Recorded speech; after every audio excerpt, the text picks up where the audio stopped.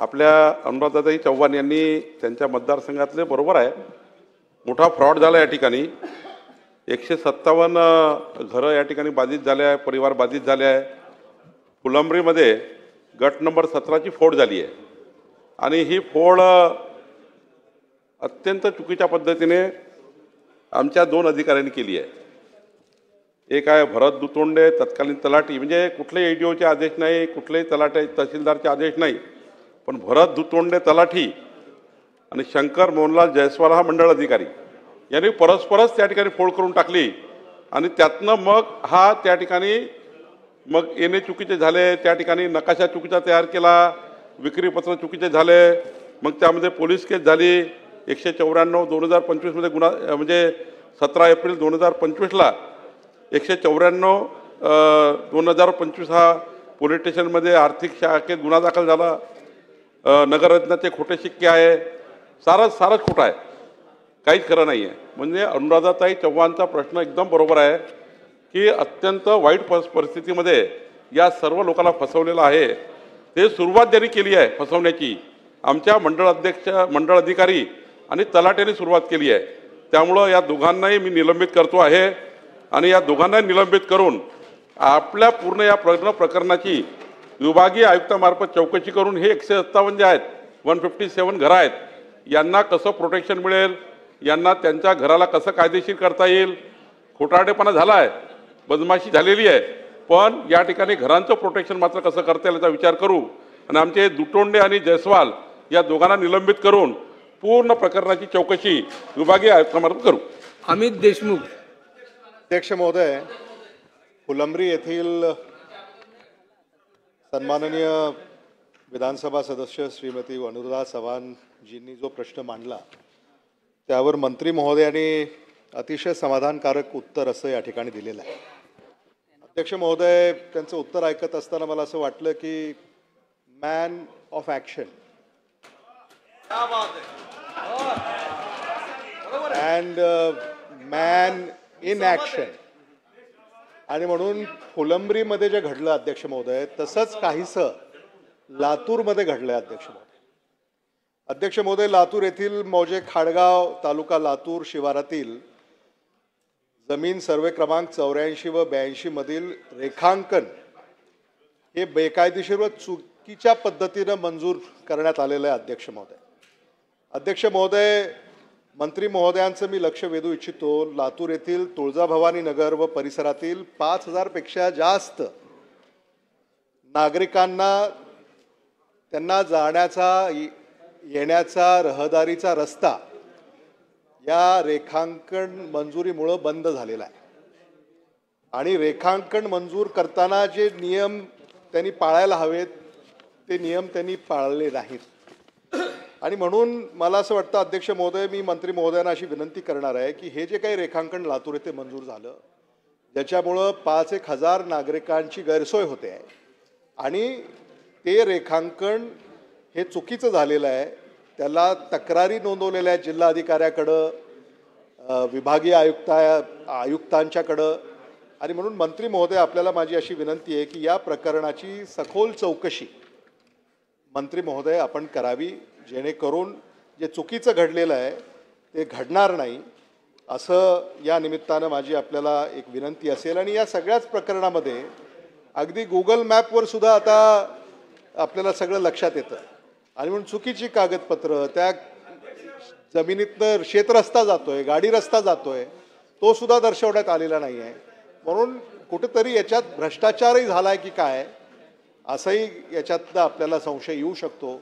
आणि म्हणून मंत्री महोदयांना, अध्यक्ष महोदय, आपल्या माध्यमातून अशी मला विनंती करायची आहे की लातूर येथील हे खाडगाव लातूर तालुका तुळजाभवानी नगरच्या शेजारी जे जमिनीचं रेखांकन बेकायदेशीररित्या मंजूर करण्यात आलेलं आहे, पहिल्यांदा आपण त्याला स्थगिती द्यावी आणि चौकशीनंतर जर तिथं चुकीचं घडलं असेल तर त्या दोषी अधिकाऱ्यांवर कारवाई करावी। माननीय अमित देशमुख साहेबांनी आपला फुलंब्रीचा प्रश्न आहे, पण माननीय लातूरचा प्रश्न त्यांनी मांडलेला आहे। माननीय अमित देशमुखजी, एकदा या विषयात काय काय घडलं तुम्ही आणि मी एकदा माझ्या दालनात बसून याचं कुठल्या कारण काही कॉस्टी ज्युडिशियल एखादी केस झाली असेल, त्या काय रेखांकन चुकीत झालं असेल, तर मी आपल्या दालनात एकदा आपली बैठक या विषयाची घेतो. नंतर काय त्याच्यात चौकशा करायच्या आणि कुठे ते रेग्युलाइज करून घ्यायचं, दोन्ही बाबी करू, चौकशाही करू आणि रेग्युलाइज कसं करायचं ते आपण करू. मी माझ्या दालनात एक बैठक बोलवतो. लक्षवेधी क्रमांक 3. लक्षवेधी क्रमांक 3. लक्षवेधी क्रमांक 3. अध्यक्ष महोदय, वितरित केल्याप्रमाणे. अध्यक्ष महोदय, ही लक्षवेधी फार महत्त्वाची आहे, तर कृपया मला 1-2 मिनिटं आपण जास्त द्यावे. नंदुरबार जिल्हा हा मुख्यतः आपल्या आदिवासी संस्कृतीसाठी प्रसिद्ध असा जिल्हा आहे. जिल्ह्यातील आदिवासी प्रामुख्याने भिल्ल व पावरा या जातीचे समूहातील आहेत. सदर जमाती नैसर्गिकरित्या निसर्गावर तसेच शेतीवर अवलंबून आहे. त्यानुसार त्यांची संस्कृती व जीवनशैली निसर्गाशी निगडीत आहेत. सदर जनजाती समूहाच्या धार्मिक आस्था, श्रद्धा तसेच परंपरा या विविध देवांना तसेच निसर्ग घटकांना समर्पित आहेत. अध्यक्ष महोदय, या जिल्ह्यामध्ये मोठ्या प्रमाणावर धर्मांतरांचे आणि अनधिकृतपणे चर्च बांधकामाचे विषय या लक्षवेधीमध्ये आहेत. अध्यक्ष महोदय, RTIच्या माध्यमातून उमेश गावित नामक व्यक्तीने जवळपास 199 ग्रामपंचायतींमधनं अनधिकृतपणे चर्च त्या ठिकाणी बांधलेले आहेत असे तरीचे लेखी पत्र त्यांच्याकडे प्राप्त झालेले आहेत. त्याचप्रमाणे बोपखेड म्हणून एक गाव आहे अध्यक्ष महोदय, त्याच्या अंडरमध्ये 5 पाडे येतात. तिथली लोकसंख्या 2000 ते 2300 आहे, परंतु त्या एवढ्याशा गावामध्ये 7 चर्च आहेत. अध्यक्ष महोदय, 7 चर्च. जवळपास 199 चर्च हे फक्त नवापूर तालुक्यातले अध्यक्ष महोदय अनधिकृतपणे बांधले गेलेले आहेत. त्याचप्रमाणे अध्यक्ष महोदय, यांच्याकडनं रोज या भागातील लोकांना आरोग्याचं आमिष दाखवलं जातं. काही दिवसापूर्वी मी माझ्या मतदारसंघात धुळ्यात अशा काही 20-21 वर्ष वयाच्या लहान मुलींना धर्मांतरासाठी हिंदू लोकांना प्रवृत्त करताना त्यांना मी धरलं होतं. अध्यक्ष महोदय, त्याच्यात त्यांनी बायबल छातीवर. अध्यक्ष महोदय, मी पहिलेच बोललो, 2 मिनिटं द्या मला. 2 मिनिटं द्या अध्यक्ष महोदय, फार महत्वाचा विषय आहे. अध्यक्ष महोदय, मी त्यांना त्या लहान मुलींना त्या ठिकाणी धरलं होतं. त्या मुलींना अक्षरशः जेव्हा मी त्यांना बोललो का हे काय चालू आहे, तर ते म्हणतात का आम्ही ज्यांना आजार झाला आहे त्यांना हे वचन वाचायला लावतोय, त्याच्याने त्यांचा आजार बरा होईल. तर अध्यक्ष महोदय, मी त्यांना विचारलं, मला डायबिटीज आहे, माझा आजार कोणता वचन वाचू? तर ते म्हणता बायबल छातीवर ठेवा, झोपून घ्या, तुमचा आजार बरा होऊन जाईल. अध्यक्ष महोदय, या सर्व मुली मुंबईहून आलेल्या होत्या. अध्यक्ष महोदय, बारीपाडा भाग असेल, साक्रीमधील भरपूर असे गावं आहेत, त्या ठिकाणचे जे भाग आहेत तिथं अनधिकृतपणे चर्चचे बांधकाम आहेत. अध्यक्ष महोदय, या लोकांना कागदपत्री यांच्याकडे कुठलाच पुरावा नाही का आम्ही ख्रिश्चन झालेलो आहोत, आम्ही ख्रिस्ती झालेलो आहोत, परंतु हे धर्मांतर करतात आणि त्याच्यामुळं आपला आदिवासींना जो आपण मोबदला देतो, जे शासनाचे जे आपण त्यांना हे देतो, ते सर्वांचा लाभ हे लोक त्या ठिकाणी घेत असतात. अध्यक्ष महोदय, भारतात 12 राज्यांमध्ये जवळपास हा कायदा लागलेला आहे, धर्मांतर बंदीचा कायदा. माझी या माध्यमातून मंत्री महोदयांना, शासनाला हे विचारणं आहे का महाराष्ट्रात हा कायदा केव्हा लागेल? आणि दुसरा प्रश्न, जे अनधिकृत चर्च आहेत त्यांना केव्हा जमीन ध्वस्त करण्यात येईल, ज्यांच्याकडे कुठलंच कागद नाही, कुठल्याच परवानग्या नाही, अशा सर्व चर्चांना हे अनधिकृतपणे बांधलेले आहेत. तिसरा माझा प्रश्न आहे, जे हिंदू यांच्या प्रबंधनात येऊन धर्म परिवर्तन केलेलं आहे त्यांना परत आपल्या मूळ धर्मात कसं आणता येईल आणि त्याच्यासाठी सरकार काय काम करणार आहे याचा खुलासा करावा. अध्यक्ष महोदय, एवढीच या ठिकाणी विनंती करतो. अध्यक्ष महोदय, मी अनुप अग्रवालचं एक अभिनंदन करतो की त्यांनी धुळे नंदुरबार जिल्ह्यातील आदिवासी समाजातील आणि इतर समाजातील धर्मांतराबद्दल आणि धर्मांतरण करण्याकरता मोठ्या प्रमाणावर चर्च त्या ठिकाणी तयार झाल्या. मोठ्या प्रमाणावर चर्चच्या माध्यमातून वेगवेगळ्या पद्धतीचे आमिष म्हणजे आरोग्याविषयी आमिष अजून काही आता या ठिकाणी डिटेल गृह विभागाकडे याचा रिपोर्ट आहे. तर मी जे त्यांनी 3 प्रश्न मांडले, 2 तर माननीय मुख्यमंत्री चर्चा करून यामध्ये अजून कडक कायदा कसा करायचा जेणेकरून धर्मांतरण होणार नाही याबद्दल गृह विभागाकडनं एक यानंतर याची हिंमत होऊ नये कुणाची धर्मांतरण करण्याची किंवा धर्मांतरण करण्याचा विचारही कोणी त्या ठिकाणी म्हणजे ह्या ज्या संस्था आहेत करणाऱ्या या ठिकाणी मोठ्या प्रमाणावर पालघरमध्ये नंदुरबारमध्ये या ठिकाणी मोठ्या प्रमाणावर हे चर्चच्या माध्यमातून धर्मांतरण होत आहे हे शासनाच्या निदर्शनास आलं आहे. त्याचा रिपोर्टही फार मोठा आहे तो आता या सभागृहामध्ये त्या ठिकाणी नंतर कधीतरी येईल. पण मी एवढंच सांगेल की माननीय अनुप अग्रवालजी, मी विभागीय आयुक्तामार्फत पुढच्या 6 महिन्यामध्ये आता माझ्याकडे काही रिपोर्ट आहे त्या रिपोर्टवर कारवाई तातडीने करणार आहे. पण जेवढ्या काही अनाधिकृत चर्च आणि आपल्याकडे नियम आहे अध्यक्ष महोदय, आपल्याकडे सुप्रीम कोर्टाच्या निकालानंतर 5 मे 2011ला वर्गीकरणाचा नियम आला आहे. अ प्रकारचे धार्मिक स्थळं, ब प्रकारचे म्हणजे अनियमितीकरण कसं करावं, बचं स्थानांतरण कसावं म्हणजे याच्याकरता या कायद्या या जो सुप्रीम कोर्टाच्या निकालानंतर जे नियम या ठिकाणी तयार झाले त्यामध्ये नियमितीकरण करण्याकरता कुठले धार्मिक स्थळं, स्थानांतरण करण्याकरता कुठले धार्मिक स्थळं, काढून टाकण्याकरता कुठले धार्मिक स्थळं, त्यानंतरचा एक शासनाचा गृह विभागाचा 7 मे 2018चा धार्मिक स्थळाचे अनधिकृत बांधकामास आळा घालणे असे वगैरे अनुभया बऱ्यापैकी कायदे आहे. अजून पण धर्मांतरण रोखण्याकरता अजून कडक कायदा माननीय मुख्यमंत्र्यांशी चर्चा करून आपण करू. पण या ठिकाणी आपल्याला आश्वस्त करतो जितके काही अनधिकृत चर्च त्या ठिकाणी तयार झाले ते सर्व चर्च पुढच्या 6 महिन्यात विभागीय आयुक्तामार्फत चौकशी करून ते सर्व चर्च काढण्यात येईल.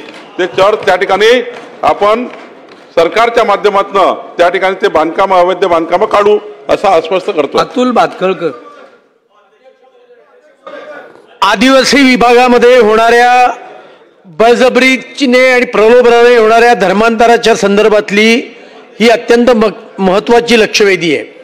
माननीय मंत्री महोदय सकारात्मक उत्तर देत आहेत त्याच्याबद्दल मनापासून मी त्यांचं अभिनंदन करतो. पण जी चर्चेस अनधिकृत आहेत त्याच्याकरता 6 महिन्याची आवश्यकता काय आहे? त्याच्यावर तात्काळ MRTPच्या अंतर्गत कारवाई केली पाहिजे आणि ती चर्च अनधिकृत बांधकामं त्या ठिकाणी निष्कासित केली पाहिजेत आणि त्यामुळे ही कारवाई तात्काळ करणार का हा माझा पहिला प्रश्न आहे. दुसरं, आपल्या नेतृत्वाखाली हे सदन येणाऱ्या दिवसामध्ये अर्बन नक्षलला प्रतिबंध करणारं जनसुराज्य कायदा पारित करणार आहे. याच्यावर खूप चर्चा महाराष्ट्रात झालेली आहे. माझं स्वतःचं परवा शुक्रवारी अशासकीय कामकाजामध्ये महाराष्ट्र धर्मांतर बंदी लव्ह जिहादच्या विरोधातलं विधेयक सदनाने या ठिकाणी लिस्ट केलेलं आहे पण ते अशासकीय कामकाजातलं आहे. आणि त्यामुळे माझा दुसरा स्पेसिफिक प्रश्न आहे की महाराष्ट्रामध्ये अशी प्रलोभनाने जबरदस्तीने धर्मांतराचे प्रकार होत आहेत. देशातल्या अनेक राज्यांनी धर्मांतर विरोधी लव्ह जिहादच्या विरोधी कायदे केलेले आहेत. आपलं हे सरकार येणाऱ्या किती काळामध्ये प्रलोभनाने जबरदस्तीने होणाऱ्या धर्मांतरावर बंदी घालणारा कायदा करणार असा माझा दुसरा स्पेसिफिक प्रश्न आहे. माननीय अध्यक्ष महोदय, अतुल भातखळजींनी पहिली बाब की जे अतिक्रमण आत्ता आपल्याला आढळत आहेत ते तात्काळ आपण काढणार आहोत. जे अतिक्रमण आपल्याला तक्रारी आल्या पण ते तपासाचे आहेत त्याची मी विभागीय आयुक्तामार्फत 6 महिने म्हटले आहे. मी जे अनधिकृत आहेत ते काढणारच आहे पण जी आत्ता आपल्याला काही बाबी त्या ठिकाणी ती प्रायव्हेट जागेवर आहेत का, अ मध्ये मोडतात का, ब मध्ये, जसा आपल्याकडे नियम आहे त्या नियमाने तपासून त्याला 6 महिने वेळ मागितला आहे. आणि तिसरं आपण जे म्हटलं आहे जनसुरक्षा विधेयक येतच आहे त्याच्यामुळे काही प्रश्नच येत नाही. पण तिसरं आपण म्हटलं आहे या राज्यामध्ये धर्मांतरण संपूर्णपणे रोखण्याकरता अजून कडक कायदा या राज्यामध्ये आला पाहिजे का, याकरता निश्चितपणे माननीय मुख्यमंत्री चर्चा करून याबद्दलही शासन याचा विचार करेल. संजय कुटे. अध्यक्ष महोदय, अतिशय गंभीर अशी लक्षवेधी आज सभागृहात चर्चेला आली. अध्यक्ष महोदय, मंत्री महोदय अतिशय त्याच्यावर कठोर कारवाई करतील आम्हाला अपेक्षा सुद्धा आहे. परंतु अध्यक्ष महोदय, हा विषय अध्यक्ष महोदय पाहायला तेवढा सोपी नाही अध्यक्ष महोदय. कारण महाराष्ट्रामध्ये धर्मांतरण जे आहे हे फक्त नंदुरबारमध्येच नाही तर जिथं जिथं आदिवासी वस्ती आहेत, मग गडचिरोलीपासून तर पूर्ण इथपर्यंत पालघरपर्यंत अध्यक्ष महोदय आपण पाहतोय अध्यक्ष महोदय की ज्या वेळेस एक सन्मान्य सदस्यांनी काही स्टेटमेंट केलं त्यानंतर जालन्यामध्ये अध्यक्ष महोदय मोर्चा निघाला त्यावेळेस निदर्शनास आलं की किती मोठ्या प्रमाणात धर्मांतरण झालेलं आहे. अध्यक्ष महोदय, माझे स्पेसिफिक अध्यक्ष महोदय 2 विषय आहेत. अध्यक्ष महोदय, या महाराष्ट्रामध्ये अध्यक्ष महोदय जो भिल समाज आहे की जो महाराणा प्रतापजींसोबत खांद्याला खांदा लावून मोगलांच्या विरोधामध्ये, अकबराच्या विरोधामध्ये अतिशय मोठ्या प्रमाणात त्यांनी रणकंदन केलं अध्यक्ष महोदय. तो भिल समाज अध्यक्ष महोदय किंवा पावरा समाज असेल या समाजांना अध्यक्ष महोदय प्रलोभन देऊन जे आपल्या संस्कृतीशी ज्यांची नाळ जुळलेली आहे अशा लोकांना विविध प्रकारचे प्रलोभन देऊन आणि विविध प्रकारचे आमिषे देऊन त्यांचं धर्मांतर आतापर्यंत मोठ्या प्रमाणात झालेलं अध्यक्ष महोदय. म्हणून माझी विनंती अध्यक्ष महोदय की हे आदिवासी आहेत अध्यक्ष महोदय, मूळचे आदिवासी आहेत, त्यांचं जेव्हा सर्टिफिकेट निघतं तेव्हा त्यांना भिल म्हणून सर्टिफिकेट निघतं अध्यक्ष महोदय आणि त्यांना सगळ्या सवलती ह्या आदिवासींच्या दिल्या जातात. त्यांनी धर्मांतरण केलेलं असल्यावरही आदिवासींच्या सवलती त्यांना दिल्या जातात, एससीच्या सवलती दिल्या जातात अध्यक्ष महोदय. आणि म्हणून अध्यक्ष महोदय ह्या परंपरा अध्यक्ष महोदय दुसऱ्या धर्माच्या पाळतात. जिथं धर्मांतर झालं, ख्रिश्चन धर्माच्या पाळत असतील, मुस्लिम धर्माच्या पाळत असतील, तिथं नमाज करत असतील, त्या प्रमाणाच्या परंपरा त्या पाळतात आदिवासी अध्यक्ष महोदय. आणि सगळ्या सवलती ज्या आहेत त्या आदिवासीच्या सवलती त्यांना लागू आहेत अध्यक्ष महोदय. म्हणून माझा स्पेसिफिक प्रश्न आहे की ज्यांचं धर्मांतरण भिल समाज असेल, पावरा असेल, एससी मधल्या काही समूह असतील धर्मांतरण झाले असेल त्यांच्या सवलतींवर अतिशय गंभीरपणे विचार केला पाहिजे. जर त्यांनी धर्मांतरण केलेलं आहे या सगळ्यांचा रिव्ह्यू घेतला पाहिजे, एक कमिटी नेमली पाहिजे. त्या कमिटीच्या मार्फत प्रत्येक मतदारसंघामध्ये ज्या प्रकारे हे धर्मांतरण झालेलं आहे आणि त्या परंपरा हिंदूंच्या सोडून वेगळ्या परंपरा निभावतायत त्या आदिवासी एससी समाजातील लोकांना अध्यक्ष मध्ये एक तर मूळ धर्मच त्यांनी पाळला पाहिजे. या प्रकारची सक्ती किंवा त्यांच्या आदिवासी एससीच्या सवलती ह्या धर्मांतराच्या परंपरा तपासा. त्यांचं काय करतात, तिथं त्यांचे मंदिर आहेत का, मस्जिद आहे का, चर्च आहे, ते तपासाचा एक कमिटी नेमा. आणि त्या माध्यमातून सिद्ध झालं की ते आदिवासी असल्यानंतर, आदिवासी सवलती घेत असल्यानंतर जर परंपरा हिंदूच्या नाही दुसऱ्या अनुभवत असतील, दुसऱ्या स्वीकारत असतील तर त्यावर अतिशय कठोर कारवाई, त्याच्या सवलती बंद करण्यात याव्या. आणि अध्यक्ष महोदय त्या सवलती बंद करत असताना अध्यक्ष महोदय हा समाज अतिशय दुर्बल समाज आहे आणि म्हणून अतिशय थोड्या गोष्टीमधून यांना धर्मांतर करायला बाध्य केला जातं अध्यक्ष महोदय. चर्चेत बांधल्या जातात, बाकीच्या काही गोष्टी केल्या जातात आणि अध्यक्ष महोदय आपण एकीकडे त्यांना आदिवासी सवलती देतो. याचा एक कमिटी मिळून पूर्ण महाराष्ट्राचा रिव्ह्यू घेऊन एससी एसटीच्या सवलती त्यांना दिल्या जातात. त्या अध्यक्ष महोदय धर्मांतरण केलेलं असेल त्याच्या परंपरा त्यांचं सगळं तपासा आणि आढळल्यास तिथं स्ट्रिक्ट ऍक्शन घ्यावी अशी माझी मंत्री महोदयांना विनंती आहे. आणि त्यांना ते सकारात्मक दृष्टिकोनातून महाराष्ट्राचा विचार करून आणि या संस्कृतीचा, जी हिंदू संस्कृती काही कोणती हिंदू धर्म म्हणून नाही तर या भारताची संस्कृती आहे, जो राष्ट्रवाद आहे, तो जर आपल्याला तसाच ठेवायचा असेल तर यावर आपण काय करणार आणि टाइम बाउंडिंग कार्यक्रमामध्ये टाइम बाउंड करून हे सगळं महाराष्ट्रातलं किती महिन्याच्या आतमध्ये तुम्ही या पद्धतीचा निर्णय घेणार. माननीय संजय कुटेजी यांनी जो थोडा अत्यंत महत्त्वाचा विषय वेगळा मांडला की धर्मांतरण केल्यानंतर जे आदिवासीच्या सवलती घेतात किंवा शेड्यूल कास्टच्या सवलती घेतात त्यांना सवलती बंद व्हाव्या, त्यांचे सर्व त्या ठिकाणी कास्ट सर्टिफिकेटचं जे काही बेनिफिट घेतात त्या बेनिफिट रद्द व्हावे.